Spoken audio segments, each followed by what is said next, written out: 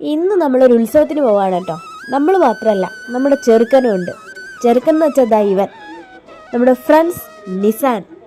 ഉത്സവം ഏതാന്ന് ചോദിച്ചാൽ നമ്മുടെ ശാർക്കര ദേവിയുടെ മീനഭരണി ഉത്സവമാണ്.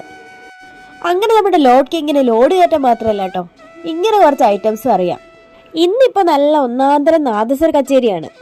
കഴിഞ്ഞ 3 വർഷമായിട്ട് ഇവൻ തന്നെയാണ് ഈ ഭാഗത്ത് നിന്ന് ഉരുൾ വഴിപാടിന്റെ ഭാഗമായിട്ട് പോകുന്നത്.